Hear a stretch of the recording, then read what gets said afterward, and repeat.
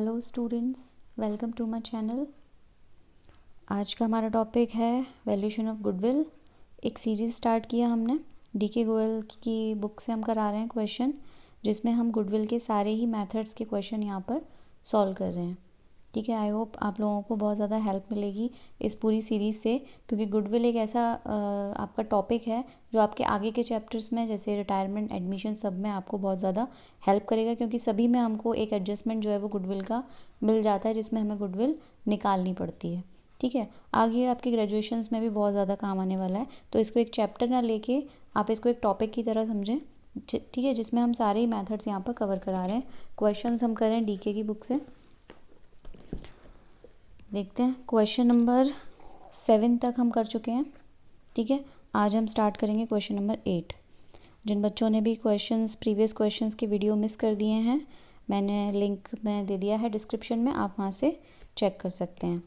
और जो बच्चे कर चुके हैं, ठीक है, उनको पता होगा कि क्या मेथड यहाँ पर लग रहा है, और जिन्होंने नहीं देखा वो जाके पहले प्रीवियस क्वेश्चंस आप लगाएंगे तो आगे के क्वेश्चन में बहुत हेल्प मिलेगा आपको।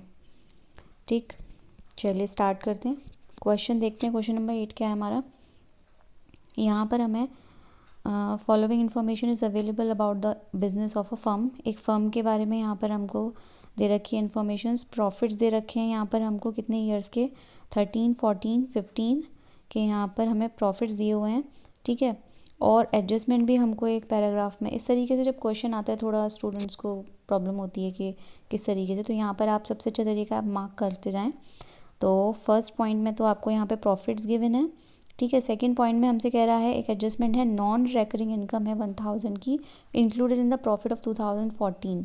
यानी कि नॉन रेकरिंग इनकम ऐसी इनकम होती है जो आपकी कभी कभी हो गई, यानी नॉर्मल केसेस की आप इनकम मान लीजिए, that is not related to your business की इनकम से उस पर कोई इफेक्ट नहीं पड़ता है, बिजनेस के प्रॉफिट पे कोई इफेक्ट नहीं पड़ता। तो इसको भी हम उसी की तरह ट्रीट करेंगे जैसे हम एबनॉर्मल को ट्रीट करते थे प्रॉफिट को। Profits 2013 have been reduce 6000। 2013 में 6000 का जो है आपका एक जो गुड्स है that been reduce because of destroy by fire हो गया था, इसलिए गुड्स आपका यहाँ पे तो एबनॉर्मल लॉस हो रहा है हमारा। फोर्थ में कह रहा है goods have not been insured. एक गुड्स है जो अभी तक इंश्योर्ड नहीं हुआ है, but it is through the insured them in future, लेकिन फ्यूचर में इंश्योर होगा, बट अभी तक वो इंश्योर्ड नहीं हुआ है, तो हम उसको इंश्योर्ड नहीं हुआ है उस केस से देखेंगे। ठीक है, द इंश्योरेंस प्रीमियम जो है वो कितना है, 400 पर ईयर है। तो इस तरीके की जब एडजस्टमेंट हमको दी हो कि हमको नहीं दिया कि किस पर्टिकुलर ईयर में ये हो रहा है, तो हमको समझना चाहिए कि ये ऐसा, अब इंश्योरेंस अगर आपने कराया तो प्रीमियम आप हर साल पे करेंगे उसका, राइट, तो ये आपका हर साल चार्ज होगा। ठीक, तो हमको एवरी ईयर ये वाली डिडक्शन करनी है यहाँ पर। नेक्स्ट है reasonable remuneration proprietor of a business is 6000 per year, यानी कि जो रेम्यूनरेशन जिसको हम सैलरी बोलते हैं प्रोपराइटर की, वो 6000 पर ईयर यहाँ पर मिलती है, but it is not been taken into account, लेकिन अभी तक उसको हमने नहीं यहाँ पर इंक्लूड किया है, तो कर देंगे। प्रॉफिट ऑफ 2015 में 5000 का एक इन्वेस्टमेंट है, तो ये भी प्रॉफिट की तरह यहाँ पर ट्रीट करेंगे इसको हम। चलिए क्वेश्चन करते हैं, और नीचे कह रहा है goodwill is agree to be valued 2 year of purchase, तो इसको सबसे पहले अंडरलाइन करते हैं हम, और वेटेड के अकॉर्डिंग निकलवा रहा है, पास 3 ईयर्स के यहाँ पर हमको गिवन है ऊपर। चलिए निकालते हैं वेटेड का क्वेश्चन। हम क्वेश्चन नंबर 7 भी हम आई थिंक हाँ वेटेड का ही कर चुके थे। चलिए करते हैं क्वेश्चन। ओके, तो सबसे पहले एक ही साथ हम एडजस्टमेंट और वेटेड वाला निकाल लेते हैं। तो इसका फॉर्मेट हम इस तरीके से ले लेते हैं, यहाँ लिख लेते हैं हम। सबसे पहले तो यहाँ हेडिंग डाल लीजिए, क्वेश्चन नंबर है आपका 8।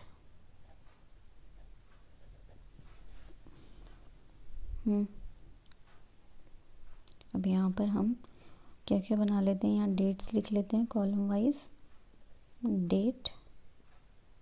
ठीक, यहाँ पर लिख लेते हैं हम जो हमको गिवन है प्रॉफिट या लॉसेस। ठीक है, यहाँ पर हम कर लेंगे जो एडजस्टमेंट हमें करनी है, फिर यहाँ पर हम लिख लेंगे आफ्टर एडजस्टमेंट।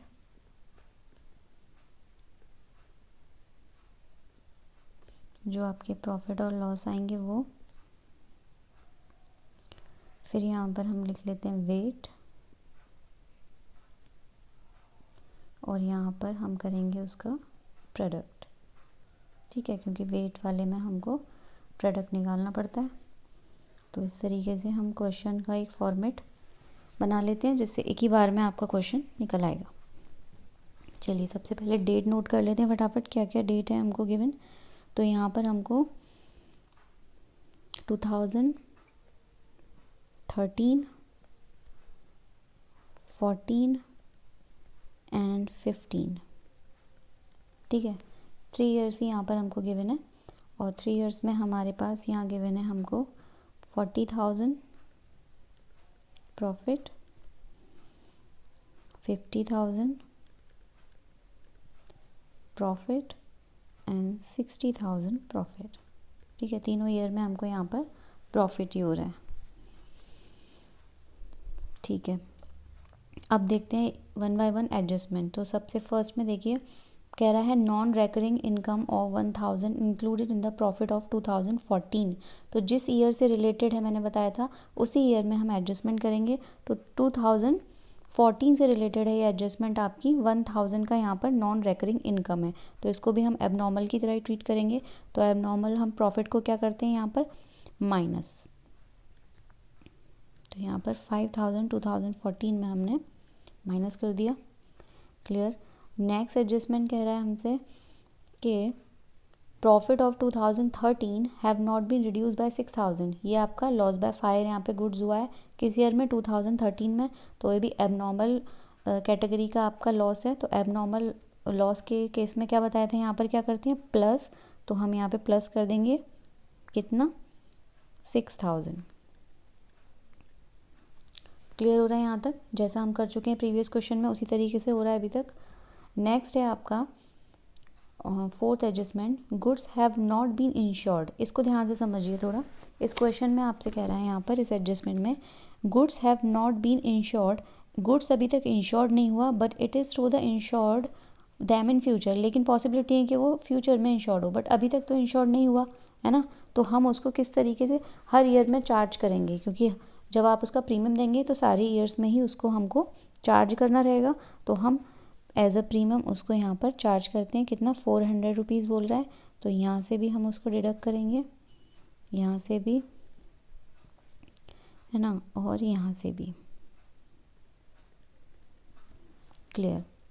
नेक्स्ट एडजस्टमेंट बोल रहा है हमसे एक रेम्यूनरेशन था प्रोपराइटर का 6,000 पर ईयर का, but it has not been taken into account for calculation of the above mention profit. लेकिन अभी तक उसका यहाँ पर कोई एडजस्टमेंट नहीं हुआ है, तो हम उसको भी कर देते हैं। तो ये भी यहाँ पर हम हर साल चार्ज करेंगे क्योंकि पर ईयर के अकॉर्डिंग दे रखा है। तो यहाँ से भी, यहाँ से भी और यहाँ से भी हम उसको चार्ज करेंगे, क्लियर है। तो ऐसी एडजस्टमेंट जिसमें हमें नहीं पता किस ईयर में है या फिर इस तरीके का जो हम इस नेचर का जो आपका एक्सपेंस होता है जो इन फ्यूचर आगे भी उसका इम्पैक्ट रहने वाला है, तो हमको उसको सारे ईयर्स में से डिडक्ट या एड बैक करना रहता है, ठीक। लास्ट में आपको कह रहा है एडजस्टमेंट है profit of 2015 include 5,000 income of investment. तो क्या है ये प्रॉफिट की तरह ट्रीट हो रहा है, किस ईयर का है 2015 का। और प्रॉफिट हमने बताया था क्या होता है, प्रॉफिट को हम कर देते हैं यहाँ पर माइनस, तो इसको भी हम यहाँ पर माइनस करेंगे 2015 रेस्पेक्टिव ईयर्स में। ये हो गई यहाँ पर आपकी एडजस्टमेंट, ठीक। अब कोई एडजस्टमेंट हमारी नहीं बची है, अब फटाफट इसको हम एडजस्ट कर लेते हैं। तो ये प्लस माइनस करके आपका 40 हो गया 46 एंड ये आएगा आपका यहाँ पर 39,600, क्लियर। यहाँ पर मैं एक लाइन इस तरीके से खींच देती हूँ जिसको आपको क्लियर हो जाए, क्योंकि एडजस्टमेंट ज़्यादा थी इधर तक आ गया, ठीक है। यहाँ भी खींच लेते हैं,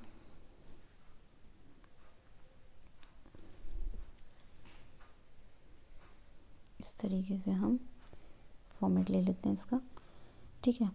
अब नेक्स्ट ईयर में इसको करेंगे हम, तो ये हो जाएगा आपका 45 एंड देन करेंगे हम उसमें से, तो ये आ जाएगा आपका 42,600, ठीक है, प्लस में आएगा। इसमें से करेंगे हम तो ये कितना हो गया 11,400, तो ये आ जाएगा आपका 48,600। तो इन ईयर्स की एडजस्टमेंट हो गई। अब यहाँ पर वेट लिख लेते हैं हम। वेट हमको कितने 3 ईयर्स की गिवन है रिस्पेक्टिव 1 2 3। प्रोडक्ट निकाल लेंगे हम। इसका प्रोडक्ट क्या होगा, मल्टीप्लाई करना है हमें प्रोडक्ट में इसको वेट से, तो मल्टीप्लाई कर देंगे हम उसे। तो 1 से करेंगे इसको तो आ जाएगा आपका सेम 39,600। 2 से करिए इसको तो ये आ जाएगा आपका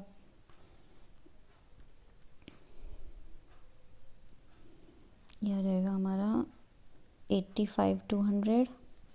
3 से करेंगे इसको तो ये आ जाएगा आपका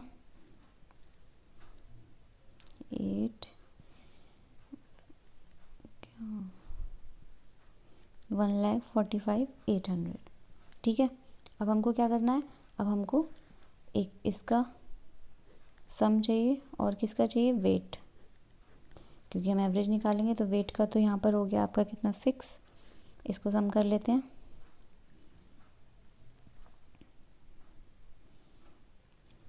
6 और ये हो गया यहाँ पर आपका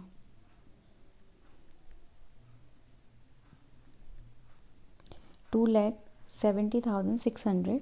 ये हमारे यहाँ पर प्रोडक्ट निकल के आया। अब हमें क्या निकालना है क्वेश्चन में, वेटेड से अगर निकालते हैं तो क्या करते हैं हम उसको वेटेड एवरेज निकालते हैं। तो weighted average profit equals to 2,70,600 divide by 6, जो वेट है। तो डिवाइड करेंगे इसको, ये आ जाएगा आपका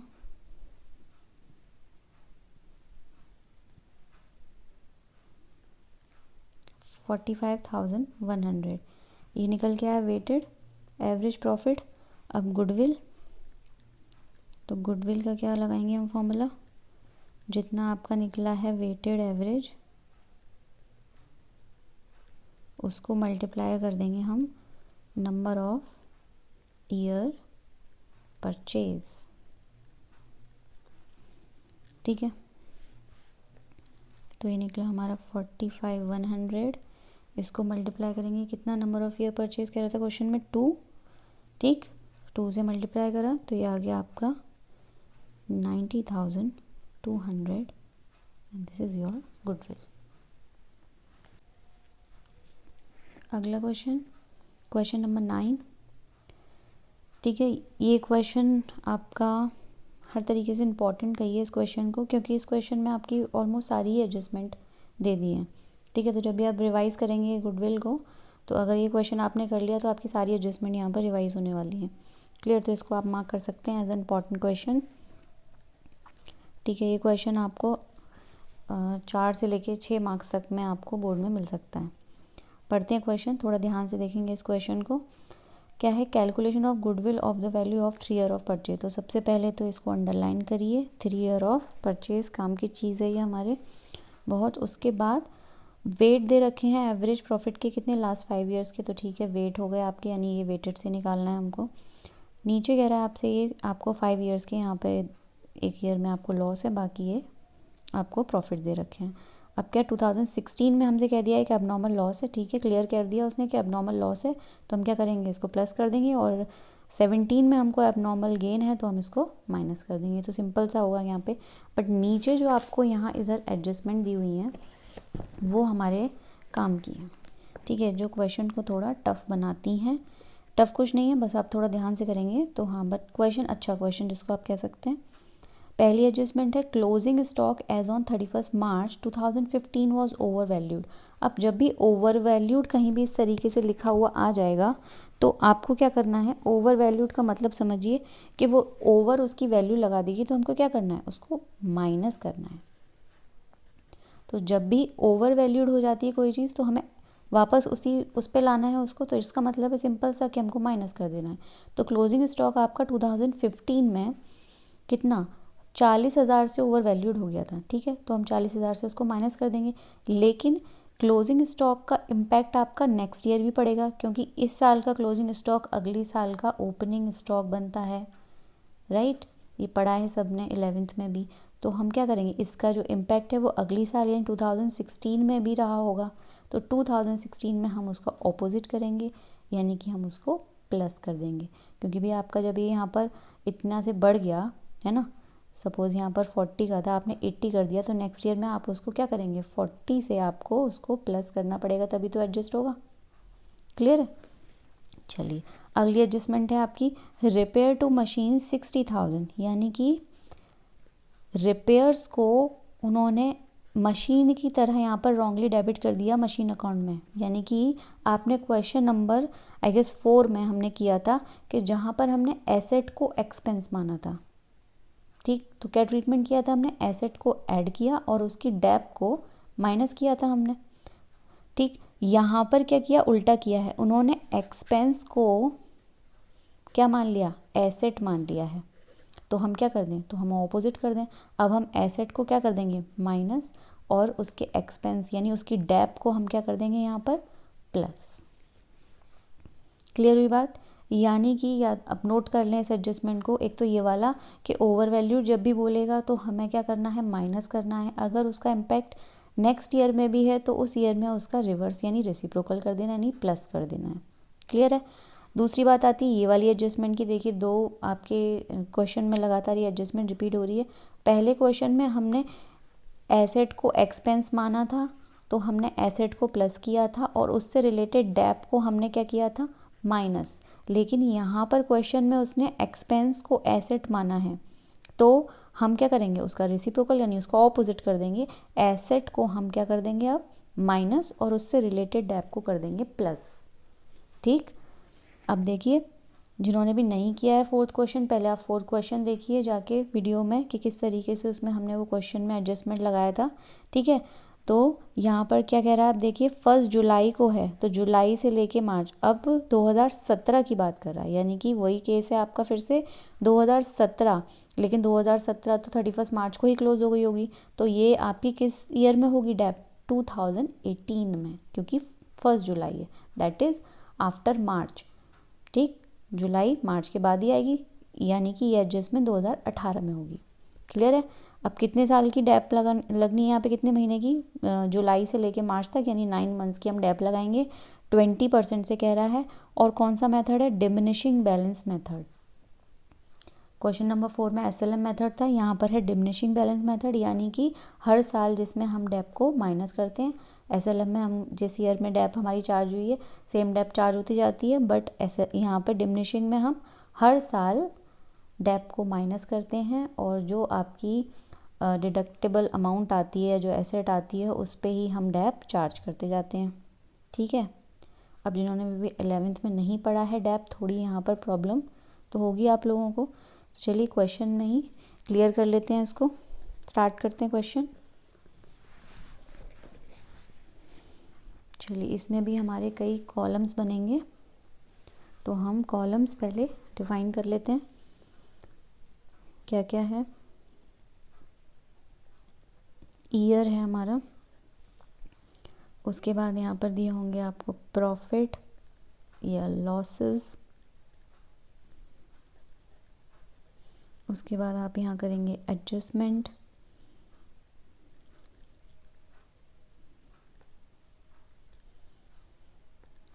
ठीक है। एडजस्टमेंट का हम कॉलम थोड़ा बड़ा कर लेते हैं क्योंकि पिछली बार थोड़ा दिक्कत हो गई थी। उसके बाद यहाँ पर आ जाएगी आपकी आफ्टर एडजस्टमेंट प्रॉफिट या लॉसेस, ठीक।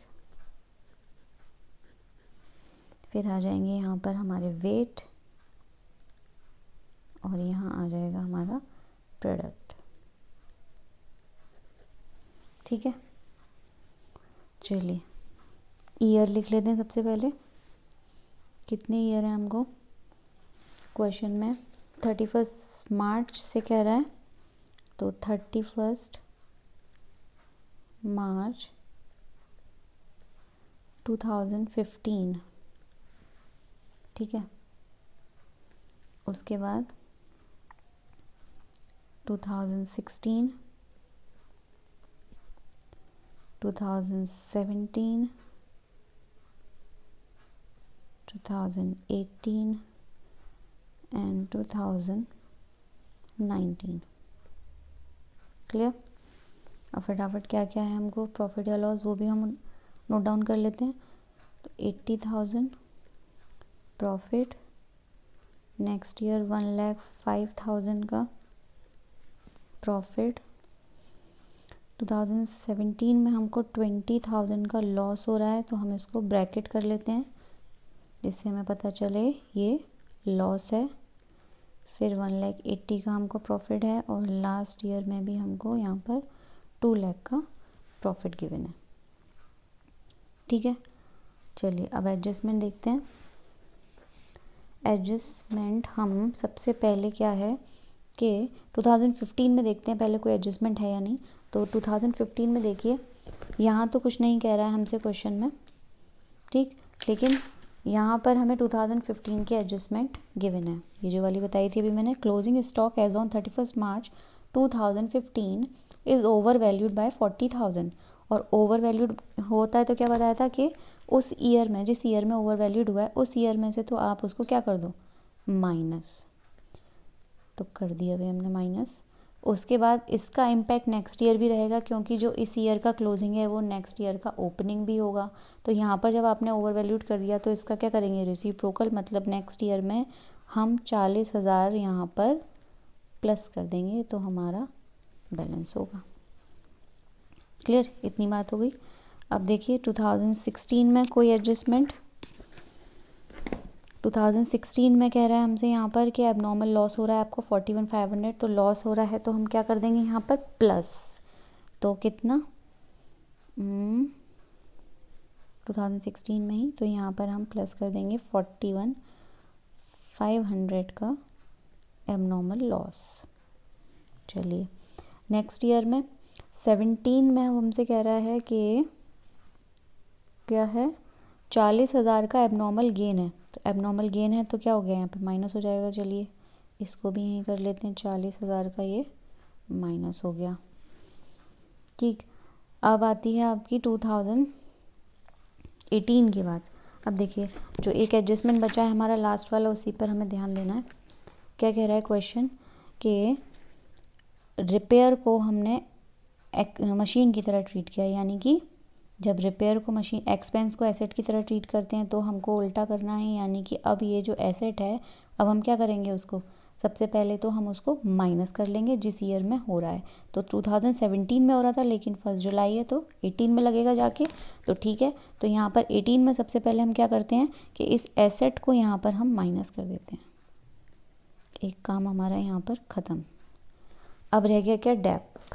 चलिए डेप के लिए क्या कह रहा है, 20% से डिमिनिशिंग से चार्ज करना है 1 जुलाई। तो 2018 में तो आप 9 मंथ का लगाएंगे और अगली साल आप फुल ईयर का लगाएंगे, किससे, डिमिनिशिंग बैलेंस मेथड से। तो इसका वर्किंग बना लेते हैं जिससे आसानी से हमको ये समझ में आएगा। चलिए यहीं पर देख लेंगे, हम निकाल लेते हैं, नोट डाल लेते हैं एक डेप का। ठीक है, अब 2018 में कितने की मशीन है आपकी, 60,000 की, और 9 मंथ का डेप लगेगा 9/12। और कितना परसेंट कह रहा है, 20%,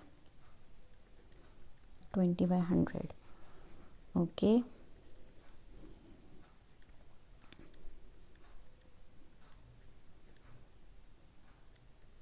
तो ये आपका 9,000 का क्या निकल के आ गया, डेप।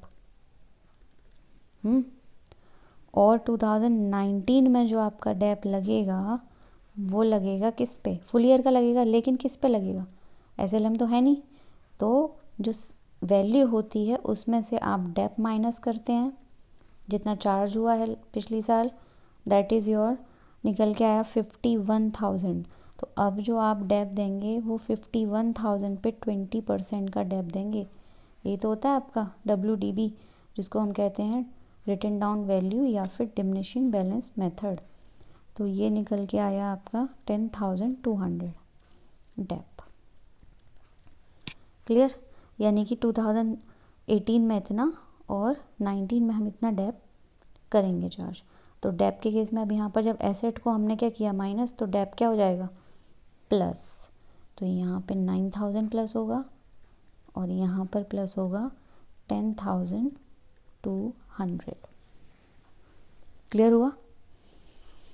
ठीक है, अब बस हमें क्या करना है, एडजस्टमेंट हो गई हमारी सारी। अब बस हमें कैलकुलेशन करनी है, माइनस करेंगे तो आफ्टर एडजस्टमेंट प्रॉफिट निकल के आया पहला आपका 40,000, ये निकल के आ जाएगा आपका 1,86,500 और ये आ जाएगा निकल के आपका, क्योंकि ये भी माइनस का ही माइनस माइनस माइनस प्लस और माइनस का ही आएगा, दैट इज़ 60,000। इसको ब्रैकेट कर लीजिए, ठीक है। और ये आ गया आपका 1,29,000 और ये आ जाएगा प्लस करके 2,10,200। ठीक, अब वेट लिख लेते हैं। वेट हमें गिवन है 1 2 3 4 5। प्रोडक्ट कर लेते हैं फटाफट। तो प्रोडक्ट आ जाएगा यहाँ पर आपका पहला 40, ये आ जाएगा यहाँ पर हमारा ओके, ये आ गया आपका 3 6 18, 1,80,000 का लॉस, ब्रैकेट करेंगे इसे और ये आ जाएगा आपका 5,16,000 का प्रॉफिट और ये आ जाएगा आपका 10,51,000 का। हमें क्या चाहिए, इसका टोटल चाहिए और वेट का टोटल। वेट का टोटल कर लीजिए, हो गया आपका यहाँ पर 15 और इसका टोटल करेंगे तो प्लस वालों को प्लस करेंगे और माइनस को हम यहाँ पर लास्ट में माइनस करेंगे जब आप, तो आपका आएगा यहाँ पर 18 लाख। ठीक है, कैलकुलेशन आप चेक करते जाएंगे। अब यहाँ पर हमें क्या निकालना है, वेटेड एवरेज। तो weighted average profit equals to, ये हो गया हमारा 18 लाख डिवाइड बाय वेट का टोटल जो हमने निकाला 15, तो ये आपका निकल के आएगा 1,20,000। ठीक है, अब क्या निकालनी है, गुडविल। तो गुडविल सीधा सीधा क्या हो जाएगा आपका, weighted average profit multiply by number of year purchase. तो कितना निकाला हमने, ये 1,20,000 और नंबर ऑफ ईयर परचेज कितना कह रहा है आपको, 3। तो 12 3 36, यानी कि 3,60,000 ये निकल के आ गई आपकी गुडविल की वैल्यू। क्लियर? क्वेश्चन को आप दोबारा से एक बार करेंगे फिर से, एडजस्टमेंट कोई इतनी टफ नहीं है, बस एक बार हमको ध्यान से समझने की ज़रूरत है। एंड आई होप आपको बिल्कुल क्लियरली इस तरीके के क्वेश्चन आ जाएंगे। ठीक है, यहाँ पर आपका एवरेज प्रॉफिट मेथड फिनिश होता है इस क्वेश्चन के साथ। नेक्स्ट वीडियो में हम सुपर प्रॉफिट मेथड स्टार्ट करेंगे। ठीक है, आई होप यहाँ तक कि सबको क्लियर हुए होंगे एवरेज प्रॉफिट के कंसेप्ट्स क्या होते हैं, किस तरीके से लगाते हैं। ठीक है, ओके, मिलते हैं नेक्स्ट वीडियो में नेक्स्ट क्वेश्चन नेक्स्ट मेथड के साथ। Till then keep practicing and thanks for watching.